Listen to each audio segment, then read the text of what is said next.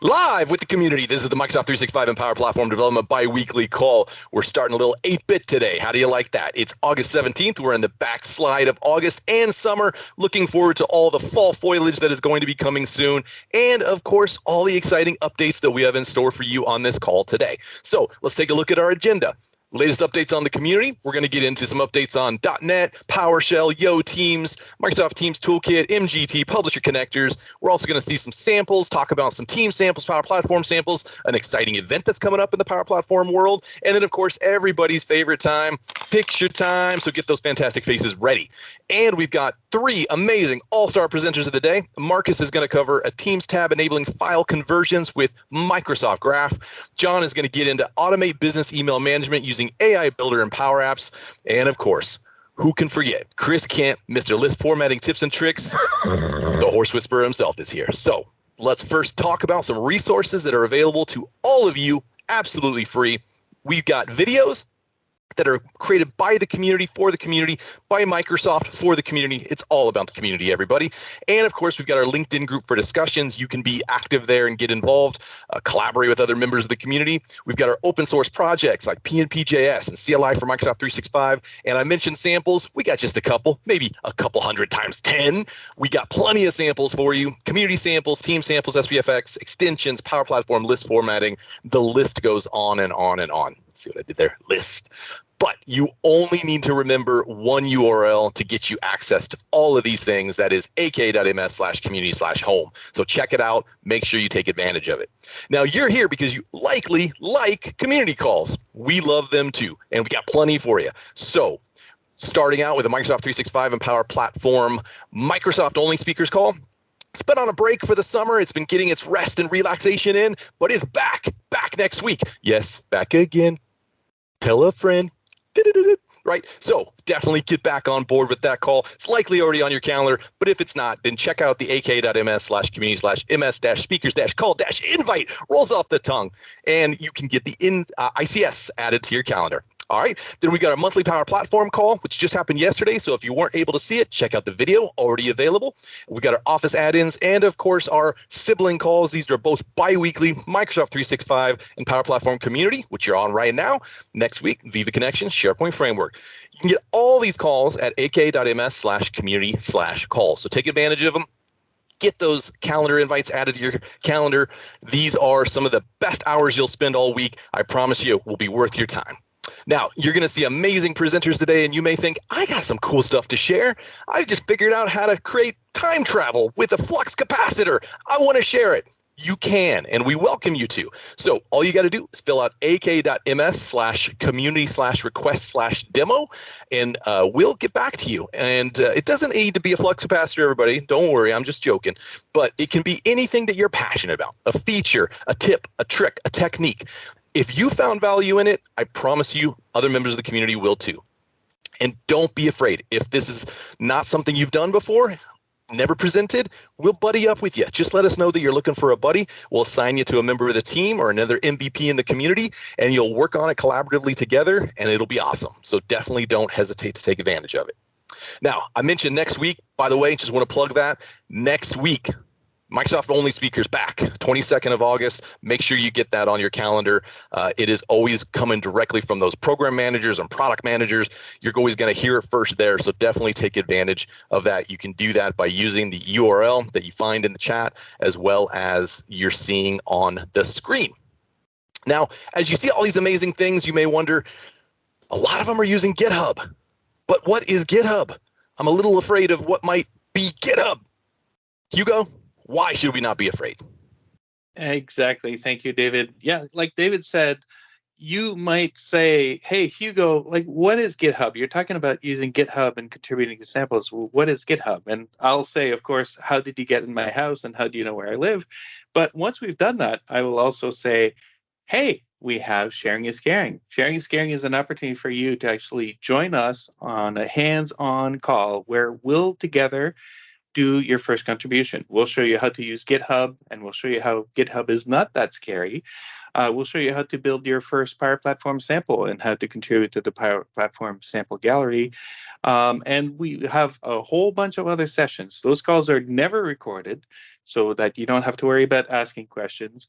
We always like to have fun. And once you've done your first contribution using the sharing is caring, you have this cool thing. David, do you want to talk about recognition? I would love to. Thank you, Hugo. So the recognition program, if you're not familiar with it, is a formal and official way that we are recognizing the amazing work that you're doing. We're powered by Credly. We're partnering with Credly. Allows you to add these badges to your LinkedIn account, to your Twitter account, blog account, print them out, put them on the fridge, send them to mom. We absolutely want to recognize you in a more formal way. We are coming out with more. You may have seen some of those lately. The CLI, Adaptive Card, PowerShell, this formatting. Just got word that we're going to be coming out with some .NET and other related ones. And you know what? We're getting to the end of summer, and we want to have some fun, everybody. We know that some of this is about recognizing the work that you're doing, but some of us are having fun. So who's ready for PSL season? You love it or you hate it. I understand it, but we're going to bring it. Pumpkin spiced, a lot of commits, right? You ready for it? We're going to have that plus more. It's going to be a fun season, everybody, as we head into fall and winter. So definitely, if you've not opted in, check out aka.ms/community/recognition. Opt in, get involved. We want to recognize you for the work that you're doing, and thank you so, so much.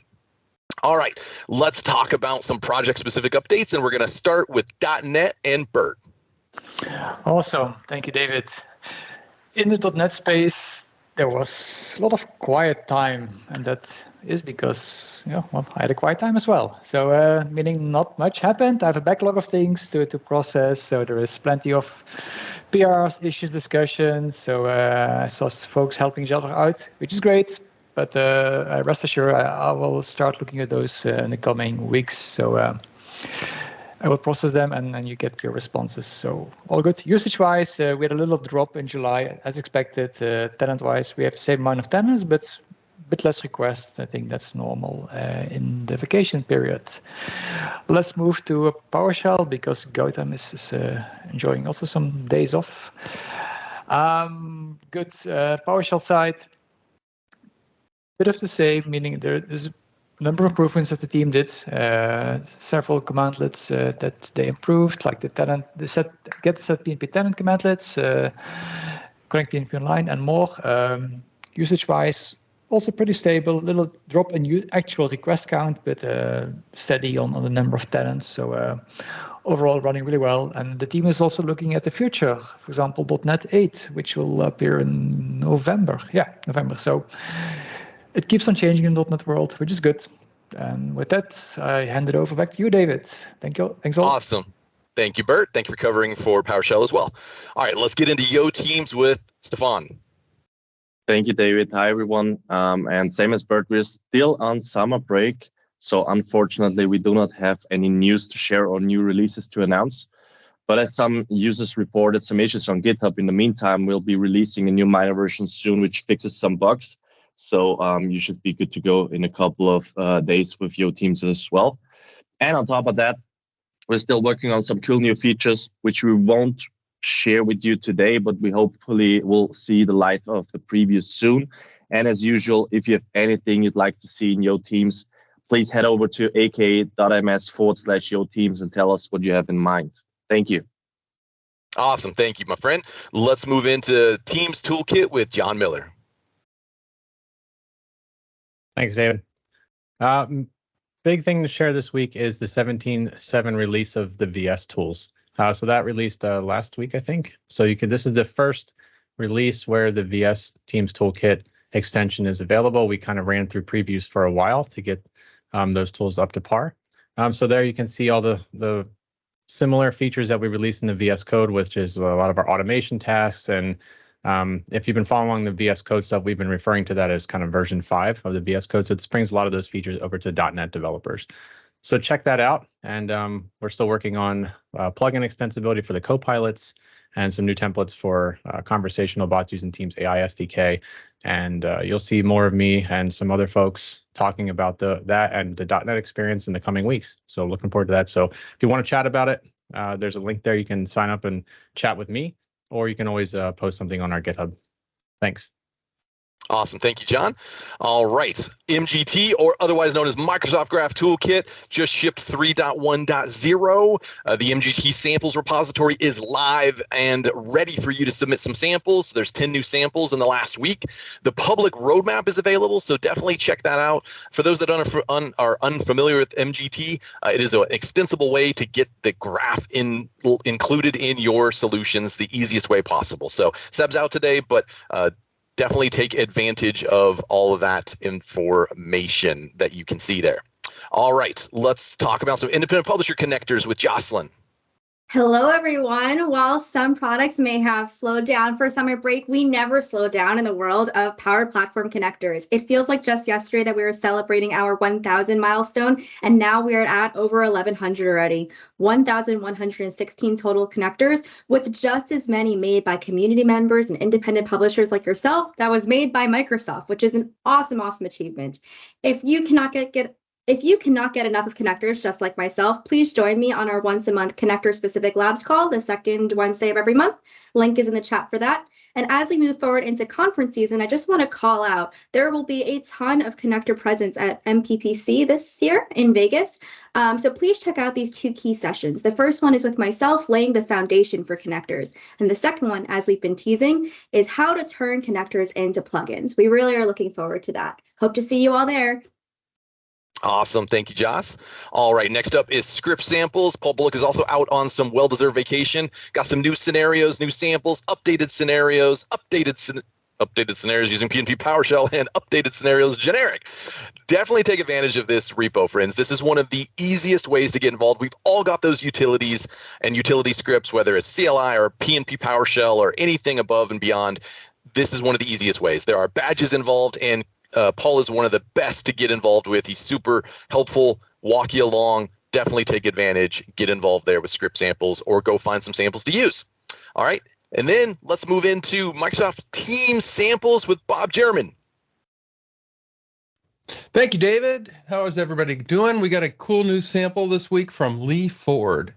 This is a message extension that if you've ever wanted to help somebody out, maybe a little remote assistance, maybe an app like this is just what you want, right? It generates a Teams meeting that can drop right into the conversation. You and the user can join there, or you can send the meeting information, the meeting ID, to your user and use a public website.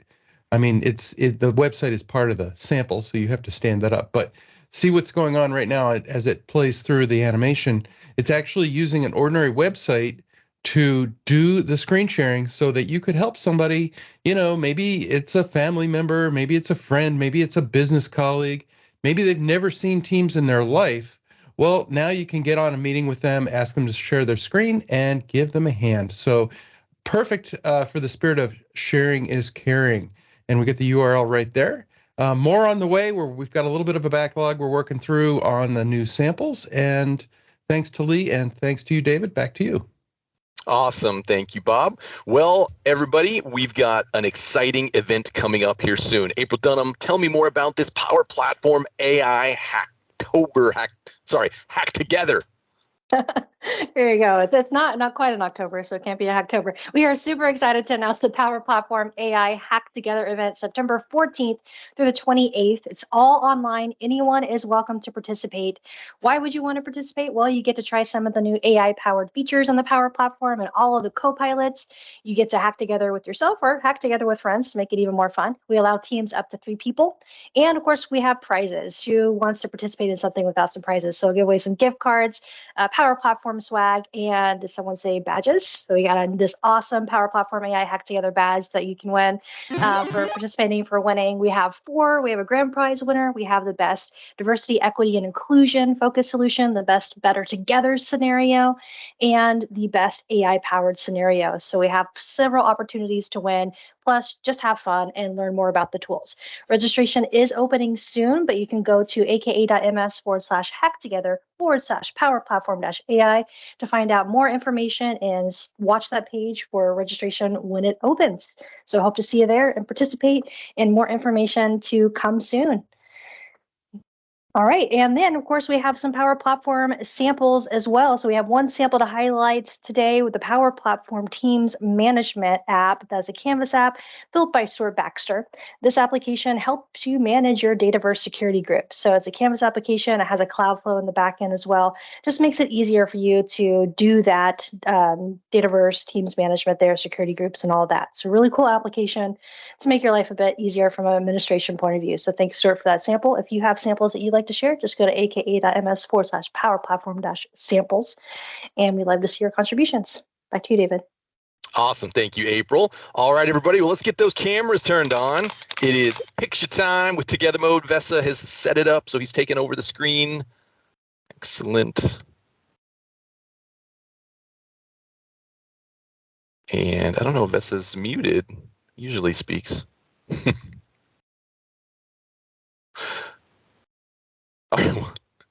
Well, let's assume that Vesa is actually. I see him there because he's in the room, right?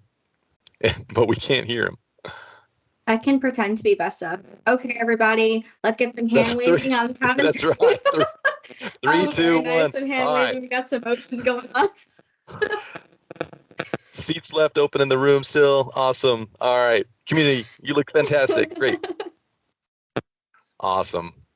All right, everybody. Nice job there. I think did great, David. I think Vesa's captured. So Awesome. all right. It's a team effort. That's right. Exactly. Okay. Let's get moving then on our amazing all-star presenters of the day. We're going to start out with Markus, who's going to cover a Teams tab enabling file conversions with Microsoft Graph. Markus, if you'd like to take on over. Yes, I'm ready. Yeah, hope you can see my screen. Hello, everybody. Today I want to show you a Teams tab doing some file conversations on behalf of Microsoft Graph.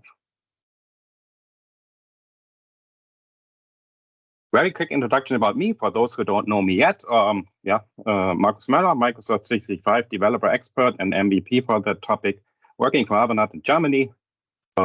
If you have questions, ping me on Twitter or comment one of my blog posts. Today, I want to demo you a personal Teams tab, although this is also working as a configurable one, and then upload some files with a picker or with drag and drop, and then convert them either to PDF, HTML, or JPEG, which is depending, of course, on the source, because, of course, you cannot convert every file to every target. Therefore, we have to step over to Microsoft Teams and kick off our application. There we are. What we see first is a small toggle.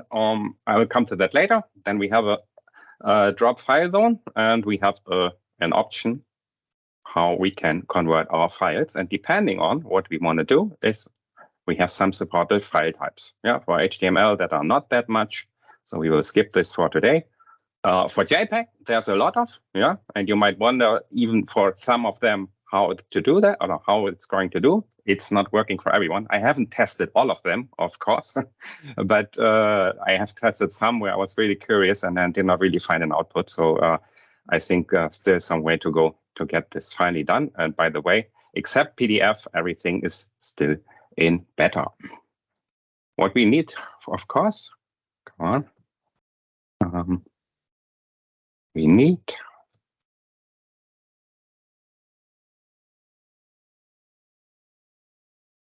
a file, and here we have PDF as the target. And what is better to convert to PDF? There's a Word document, for instance. Yeah, we drag this on the drop zone. File is uploading and converting, and there we have a link to the target one. Yeah, I also prepared this here in my root site, in the document file, press F5, and there we have our document 2 PDF. Yeah, would check this, but let's trust this is the really one. What we can additionally do, because drag and drop is a really cool version, is a really cool function, but it's not really accessible. we can also switch to a file upload, simple file upload input control. And there we can also upload maybe document number 1. Upload it. And here we are, document number 1. There it is. Let's finally try this also with a picture.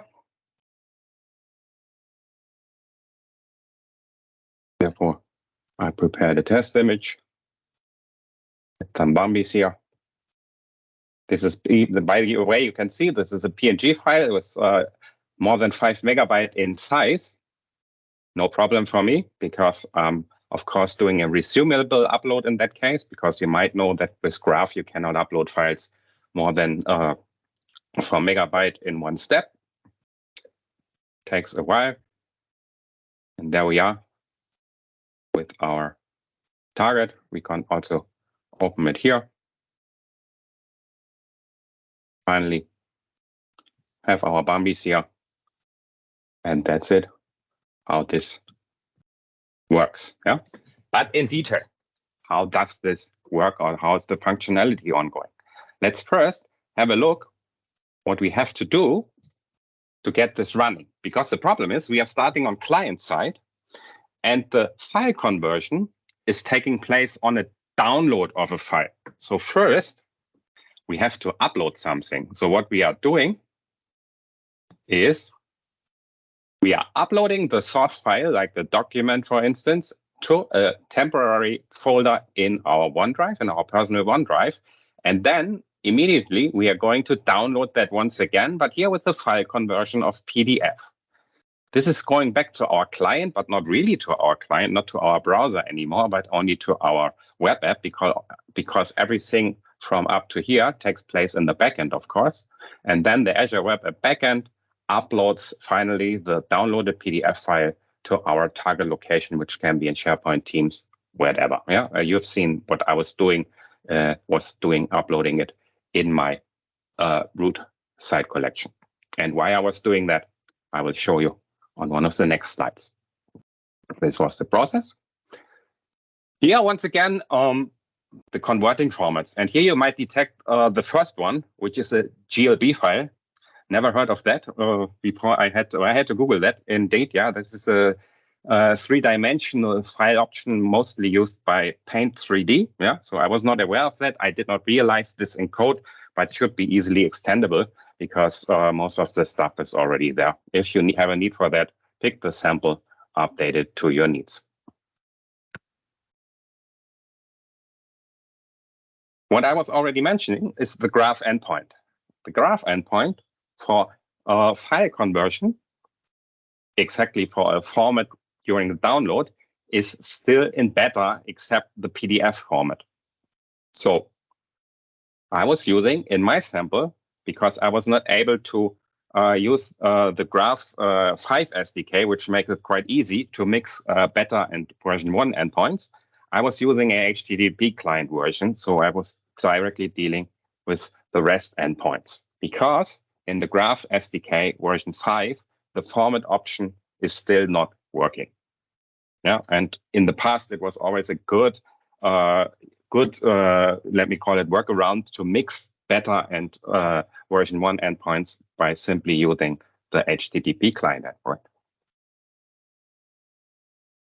This about the graph endpoint. The next one about the file pick options. Yeah, you have seen the drag and drop zone, which is realized here in HTML with a lot of functions in there.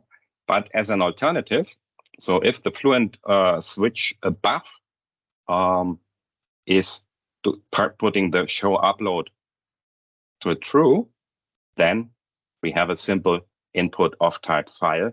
This is what you have seen by browsing for a file, which is more accessible, of course, than the drag and drop zone. And I know what I'm talking about because I'm also a bit disabled and not that fast with the mouse anymore. Here, the upload toggle again. You see here a lot of functions. So you might think, by the way, this sample is realized with Teams Toolkit for Visual Studio, but with an older version. It was 17.4, I think. There it was not that mature, that I was not using JS interop together with Blazor, so I was still using good plain old JavaScript. With the recent mentioned recent mentioned update by John a few minutes ago to 17.7, it's much, much better. And I'm coming up with another sample very soon. It's already available in my GitHub, where I will totally get rid of JavaScript in such a sample and only use C# and Blazor, even for SSO techniques and the usage of graph and calling my backend and so on. Here, SSO still takes place in JavaScript. Here I'm getting my client-side bootstrap token on the client side. And when I hand this over, then in my backend services, I get a token acquisition. And with that, I directly also get my graph client one line or 2 lines below. And then I can start my stuff server side, which is simple web API controller consuming dependency injection. Last not least, already announced where to store the files. Of course, you can configure that in an environment variable or something similar, but you can also grab it from the context. What I'm doing here, because you have seen this was a personal Teams app, so no context of a team, I'm using the Teams site domain variable from the context, which is always my SharePoint root domain. Yeah. So in my case, it was Möller, VMVP, SharePoint.com/nothing. If I'm running a configurable tab against this option, I could also use directly my Teams site URL. So put it in the Teams site collection running below. Yeah.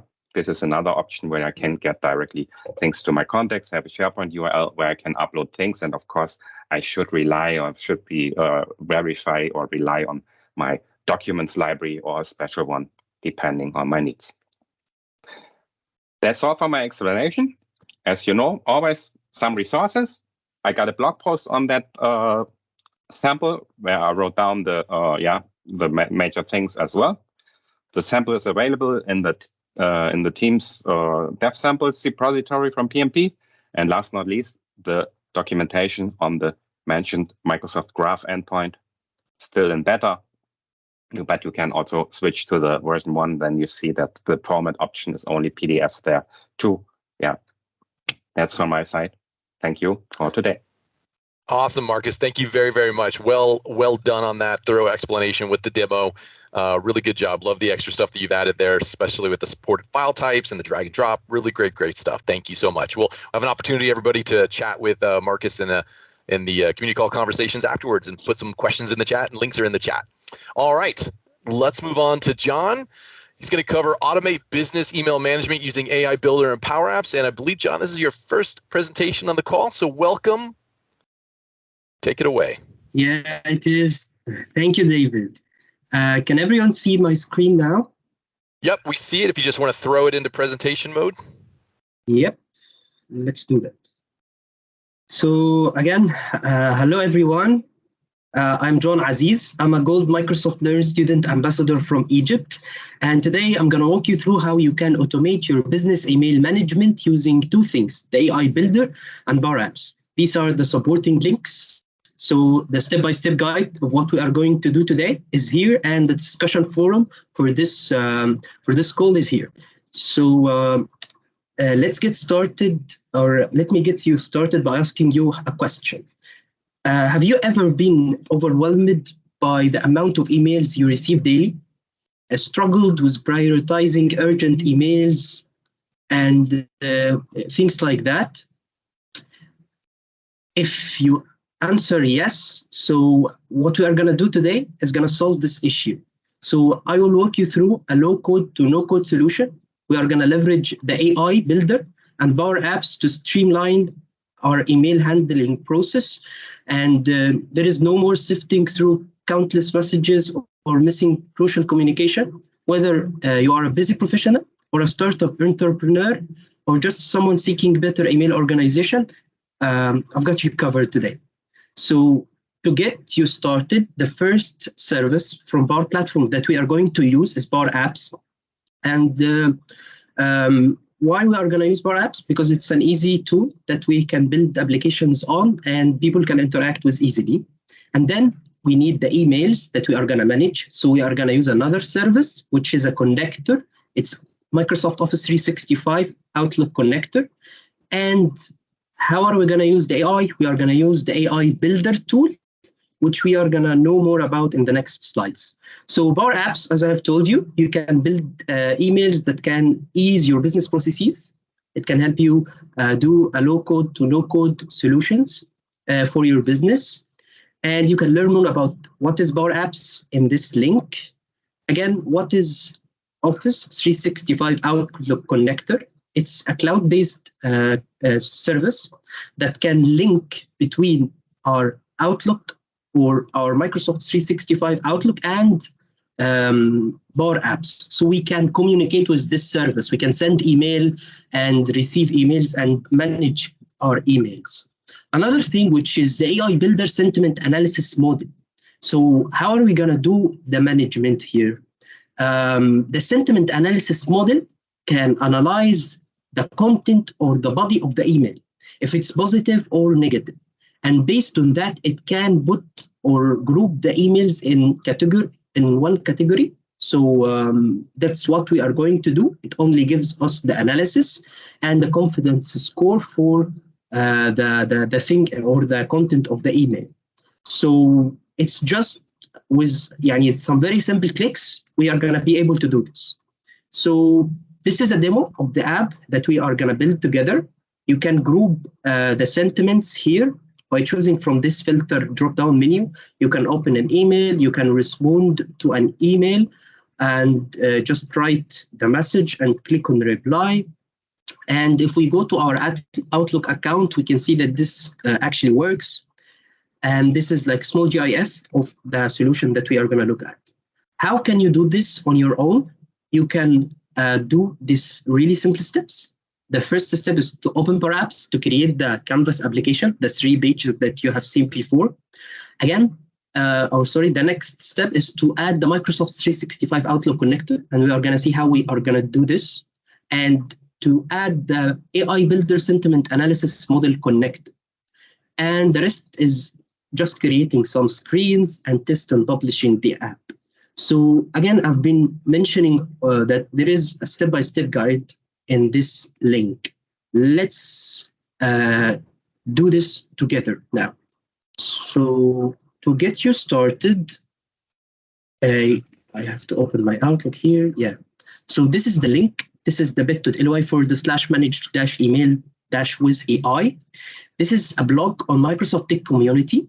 You can see the steps for creating everything that I have mentioned today to replicate the solution, step by step, and the options for each element, each UI element that is being created. You can see the option of how you can do it yourself.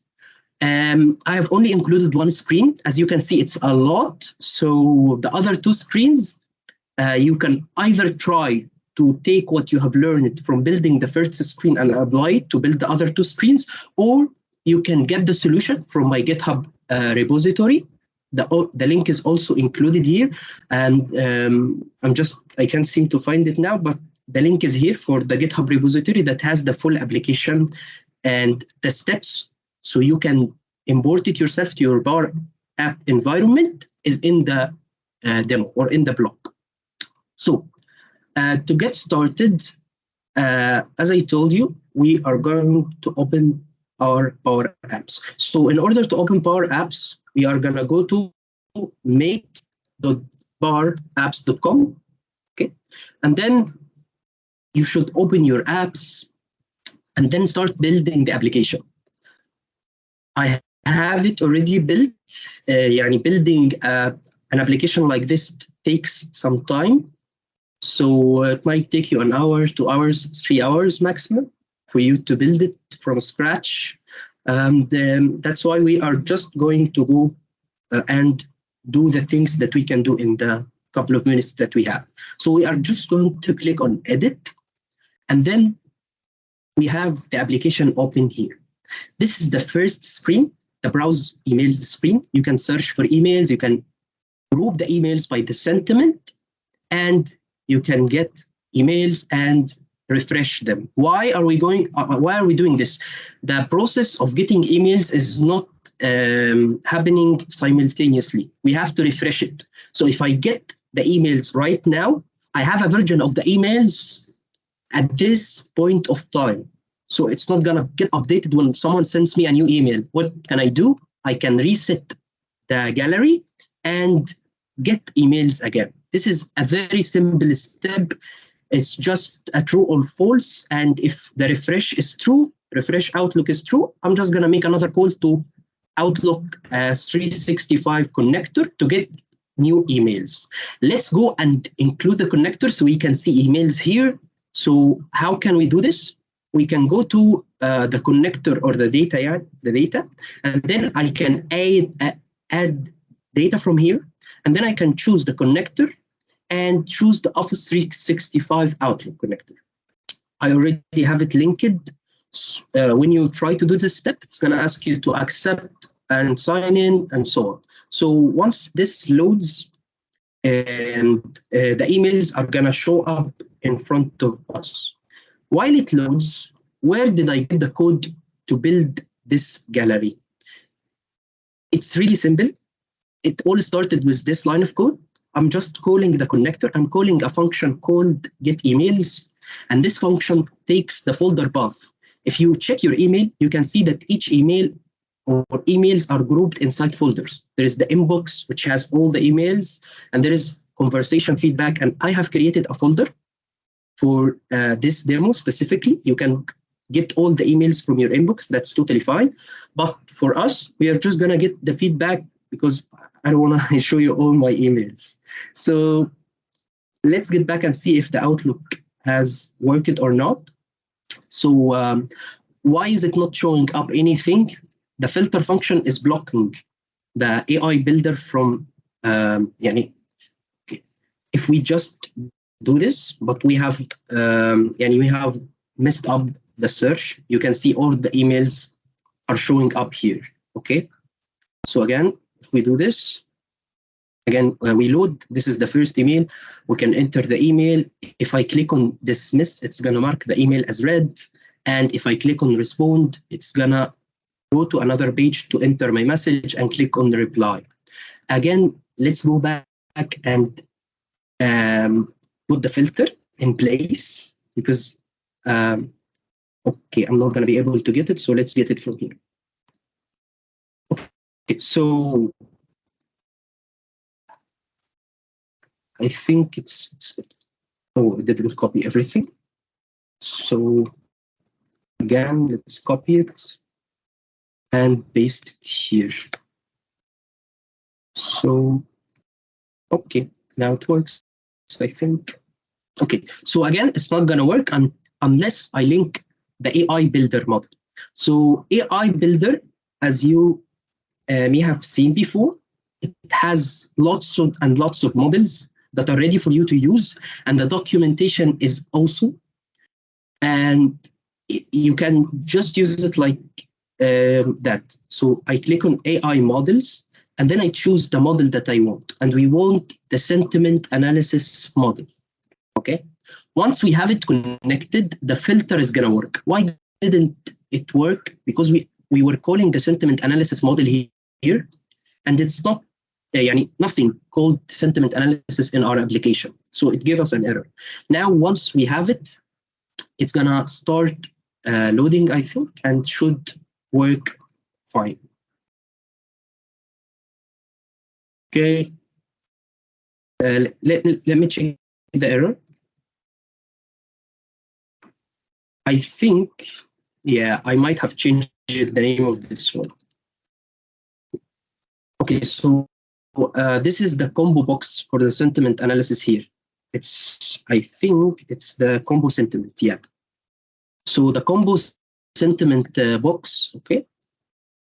Combo, okay, sentiment. I think now it should work. should work, I think. I don't know. Does it work? Yeah, it's sending the request. And now it gives us the email and the sentiment. This email, it says it's negative. So if we go and look at it, we can see this is the worst product. So it's really a negative email. If we go back to the filter again, and we choose not the negative one, we want the positive emails. Again, I can see it. It says you are the best company. I loved everything, and it's positive, and the confidence score is 79%. How can you do this on your own? It's if you go to the Office 365 documentation, scroll down, you can see all the functions that I have shown you before. The get emails function, version 1, version 2, and version 3. And if you want to include or implement the search and the filter, this is a cool documentation from Microsoft. I got the code, I copied it. I just understood what it does, what it needs, and then I did it. It's really easy. This is a filter example. And you can see how you can do it your own.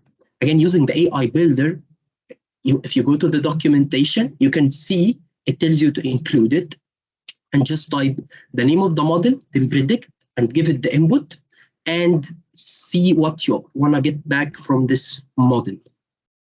And I hope you got it. Let's try to respond to an email. Let's dismiss the positive one, because of course we don't want it. Now, if I search for the positive emails, I'm not going to find anything. And let's go to the negative one and try to reload it. Okay, now I can go in and I can respond. Sorry for that. And when I click on reply, message ID is blank. I think when we open the message, it marked it is as read. So I think this might be the problem. Let's go back here and see what happened. So this is a message, and this is the other message, and the reply, hello, we will work on that. And that's it, and that's the demo. Thank you so much. If you wanna talk to me about this demo, you can check this link, and if you wanna go to the step-by-step guide, you can follow this link.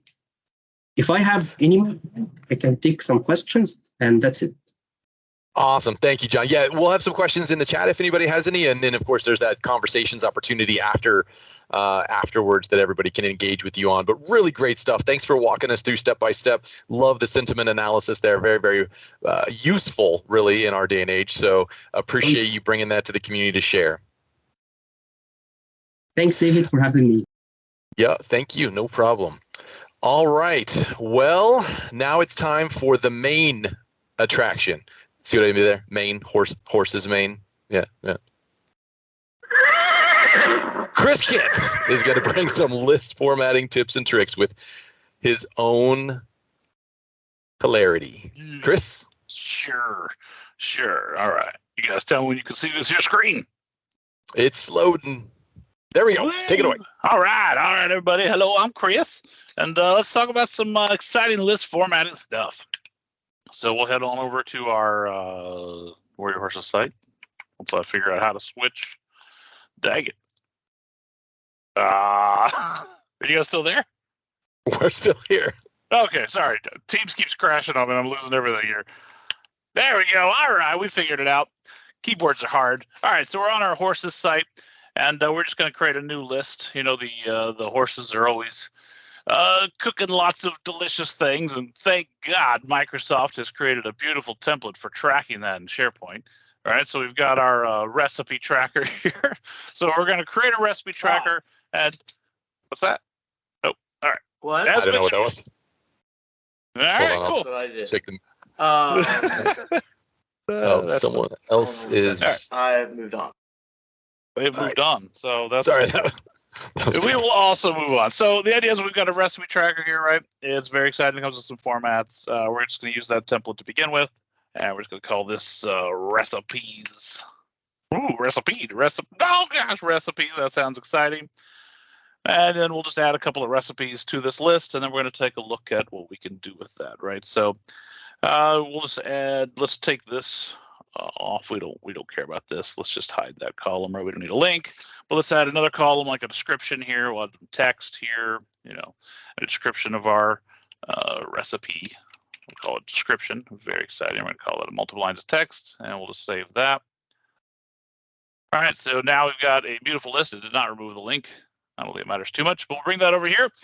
And now let's add just a couple of items so we can get this going. We'll add soggy oats, and then we'll add, let's call horse lasagna. That's right. And then, of course, I've already generated a couple of images for these somewhere. I'll put some images and my horses somewhere. The horses. And then we got the recipes. Here we go. And we got some horse lasagna. All right, no, this is the smushy oats. Perfect. Soggy oats, smushy oats, some kind of oats. All right, so these are some lovely AI-generated images that apparently don't work here. So that's very exciting. Let's try this again one more time. Perfect. We'll upload some horse lasagna. Well, whatever. Let's just exit the grid view and see if that fixed them. No, somehow my images are broken. It doesn't really matter. We'll skip the images for today. For now, though, let's grab some descriptions, though. So maybe we'll ask AI, we'll ask Bing to help us out, right? So we'll ask it to generate a description for a recipe called smushy oats, right? There we go. And so I bring this up because this is a great way to make demo data, right? So if you're just messing with list formats and you want some data to generate, right, you can use the old Ipsum, Lipsum, Bacon, whatever it's called, right? Or, you could ask AI and you'd be one of those cool kids, right? It makes your demo fancy. I'm going to stop responding. We don't need those steps, right? So we'll just grab whatever this is. Perfect. And we'll just paste that in there. Beautiful. And then let's get one more for the horse lasagna as well. All right, we'll just ask it to generate one for us on horse lasagna. Womp. Perfect. We'll paste it twice, apparently. All right. There we go. Just do it. Sounds great. All right, so we'll get that. We'll get a description for the horse lasagna, and then we're going to take a look at some formatting. So one of the things we've been doing recently is we've been showing some fairly advanced scenarios. Right, a couple of weeks ago, we took a look at how to make a poll application. We've looked at all sorts of different types of applications, some advanced formatting things with the for each and the loops and the inline editing. All those videos are available, and I recommend you check them out. But for our purposes, we're going to go back to basics just a little bit. And talk about how we even understand what formatting is, right? So we've created this list. We've done cool AI things. So we've checked off our list of being a cool demo in 2023 by having AI shown. So boom, check that off. Let me close that Bing guy. All right, and now so we've got ourselves a list, right? We've got some sample data in it, and we can take a look at how we want to format that. All right, so for instance, if we just go in here and we're going to go column settings, and we're going to format this column. And one of the things we can do, right, is we can get these nice little wizards, and that's okay. For us, we're going to go to advanced mode, and we're going to take a look at what we can do. Now, I have turned on SP Formatter. That is an extension for either Chrome and for Edge. I'll have a link and everything for that and what that does. And what that does is adds this little box here and makes things a lot easier. It makes things work really well. But one of the things we're going to do is we're going to take a look at how do we figure out what we can do. All right, so you'll notice that we hit this kind of IntelliSense, right? We start to type, see Elm type is suggested here, right? We even can start to see, we can type div, and we can type our text content. Now, these are the only things that are really required. We can say wowee, right? We can put in literal text, and now it'll always say wowee there. So that's pretty cool. Let's make this a little bigger. There we go. Now, how do we know what can go in there? If anytime you were interested, this is actually a link, and if you hold down Control and you click it, it's going to open up in a new tab here. And if you wanted to read how to describe your JSON with JSON, good news, you can. Right, so this is a JSON schema file. Don't expect you to really read through this too much, but if you're interested in exactly what you can do, this is a great spot to check that. One of the things I want to point out is that not only does it show you, what values are allowed and what are required, right? You can see if you go all the way down to the bottom here, we talk about the only thing that's required is either Elm type or the column format or reference. So that's kind of cool. You can see these kinds of things. But what I think is more interesting is expressions. So we have the idea of a property or a value, right? So if we take a look here, this is the property, Elm type. This is the value, div, right? Now, for the most part, properties are going to be fixed, right? There's a specific list of what are available there. There's a couple of dynamic ones with data attributes and with ARIA tags. You can check out, but Otherwise, they're all kind of fixed. They're always going to be named, and there you go. But the values can vary wildly, right? For instance, elm type is one of a few, right? If we type in elm type, all right, we can see that it only takes an enumerated value. This is it. This is all you can put in there. And more interestingly, you cannot do an expression. And when I say expression, I mean that's when we get fancy, right? You see there's a definition for expression. And their definition shows an operator is one of these items here, one of our exciting operators, or an operand is all these different things, including an expression itself. And then almost everything is either a string or an expression otherwise. So that allows us to say, text content doesn't have to be wowee, right? We can actually put a curly brace, and now we get an operator, right? So now we get operator, and we can say, starts with, that sounds like an exciting operator, or let's do ceiling instead, because that's a little easier to understand. So ceiling just rounds down. So we do ceiling. The idea of an operator is it always has operands, right? And those are an array of things. And in this case, we're going to say, 45.5. And if we preview that, we can see that it goes up to 46. So let's turn this enhanced formatter on so that we don't have to hit preview all the time, right? So if we have ceiling here, we could also type instead floor. Now you can see it goes down to 45, but you get the idea here. It's a little hard to read, but this is called the abstract syntax tree style, right? So AST, and you'll see this show up. This is the only thing that's supported if you're doing SharePoint 2019, or if you're using some of the rules that generate stuff, you're going to see this kind of thing. Now, this can be rewritten pretty easily as just a string, which we'll take a look at in a moment. But it's important to see this and not be too scared of it, because again, you can kind of go crazy. There are some weird things, and I'm going to turn on debug mode so we can see some of that weird things, right? So if I type in, almost anything, right? So if I type a number like you would think would work, right? I'm actually told it's not a valid operator, and that's because of the debug mode. I actually can see all of the list of operators I can use. But some of these in this syntax, I have to actually include the parentheses. Now, why is that for some of them and not for others? Why are some lowercase, some are uppercase? Yeah, you ask Microsoft, right? But either way, that's kind of what's happening. And again, you could have, you could nest these all the way down, which is where they get a little confusing. Alternatively, right, you could just write an equals, and that will indicate we're starting an expression in line, right? So an Excel style expression where we could say, ceiling of 45.5. Right, and we see that has 46 over there. So again, that SP formatter is applying this automatically, right? So I forgot the O. Boom, there it goes. And you can see this is a lot easier to read, especially when you start nesting a lot of these expressions. So I want to make sure I called that out. The other thing to note is how you reference other things, right? So this value can also be fancy things, right? So we saw before where we're just like dog, and there's dog. But we can also do things like, placeholder strings, right? So and this is the SP formatters really quite a bit of intelligence here. So I can see the at current field, which is going to take the value there. But I could also reference other columns, right? So if I want to take the description and show that, I would put a square bracket and a $sign. And again, SP formatter is doing a really cool thing where it's actually looking at what columns are available on this list and showing them to me here, right? So this guy didn't refresh after that, so let's just go ahead and type in description. But we type in the internal name for a column, and there's the description, right? And that's very cool. Now, if we wanted to do something like recipe, right? Well, that doesn't work, right? Recipe is not found on the data object, and that's because that's actually the title field, right? So these are the internal names. Now, one thing you can do is if someone does that and you want to reference, what is that display name, right? Like maybe you're trying to write in, equals, and you're saying title, right, is this thing, right? I don't know why you would do that, but maybe you're doing that, right?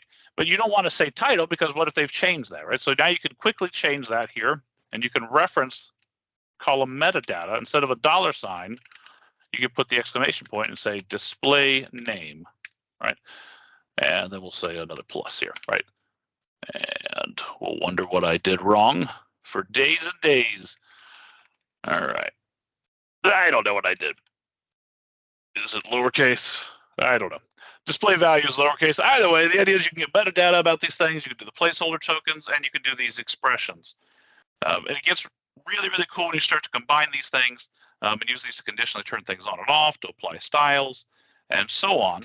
But the key thing with expressions is to not be too scared when you see that operator operand stuff, and then to be aware of what's available. So one of the ways I like to see what's available is, of course, you can always check out the actual documentation, right? So this formatting syntax reference is the document with kind of the bulk of that stuff. You can see all these special string values. I mentioned current field.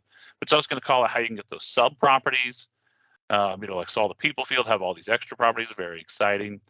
And then if you come down here, you can see this is where, again, we reference that kind of metadata for the field.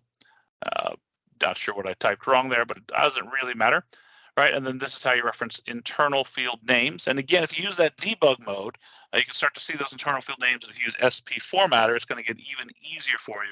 And again, with that automatic preview, which is really, really helpful. Okay. And then the last thing is you can see the operators. If you come up here, you can see operators, right? And you can see all of them listed here, along with examples of how do you call each. I said it's the text content, but it's not limited to text content. Almost everything except element type and I think custom action, for the most part, take an expression. So again, you can get pretty fancy with some of this stuff, and it's very cool. So now let's take a look at our slides real quick, and we'll wrap it up. So again, I want to call it this SP Formatter by Sergey Sergeyev. It's free. It's part of PNP. Check it out. It is awesome. It's an extension for both Chrome and for Edge, so the new Chromium Edge. And it makes things so much easier. I don't generally demo it here because it is an extra install, but this is what I use to write all my formats, and I highly recommend it as well.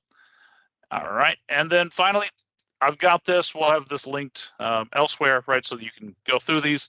It's just that documentation is kind of laid out a little bit different grouping, right? So these are the arithmetic operators. And the goal here is to show you just how much power there really is, but also to call out that some things are online only, right? And some things are included in SharePoint 2019. So the arithmetic operators, here's our conditions and logic, right? So you can do some really cool comparisons and check it with strings and so on. One thing to note here is a little weird, is that if you're in that operator operand syntax, you use either a question mark or you use a colon. Don't use if, but you don't use either of those if you're in the Excel expression. I know that sounds a little weird, but just think of it as reading it this way, like if this, then that kind of thing, okay?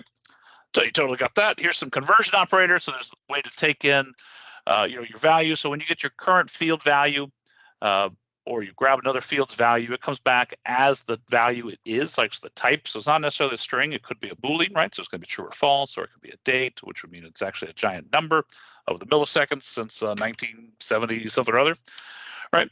And so you can use these here to convert those between those types of things, including some, locale type items. And then, of course, there's the multi-value and loop operators, so you can jump through. So you've got multi-choice fields or multi-person fields, or if you're just working with a split, or you're doing for each, you could do all sorts of cool things there. So these are a little more advanced, very exciting.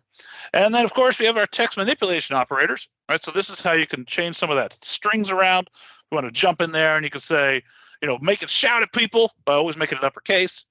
Or sometimes you just want to display it. Right, and you just want to add padding to the beginning, right? So the pads start. A very common use case, right, is to pad numbers so they all line up correctly. The fun thing is it accepts a string, so just wrap that around one of those conversion 2 strings on your number, and you're good to go. And then finally, here's some value extraction operators. So this is how you can actually grab some very specific details out of a value, right? Again, these can be your calculated values, or these can be field values, and it makes it very, very cool. So all that to say, this stuff is extremely powerful, and we've been showing you all sorts of cool, powerful things with it, but I wanted to take it back a little bit and just talk about these expressions aren't near as scary as you think. I think they're actually easier to write than calculated columns everywhere, just because some of those are a lot easier to write. They're mapped kind of like Excel. They're similar to PowerFX and so on. So check those out, and if you have any questions, just reach out to me. And that's it for me, David. Awesome. Thank you, Chris.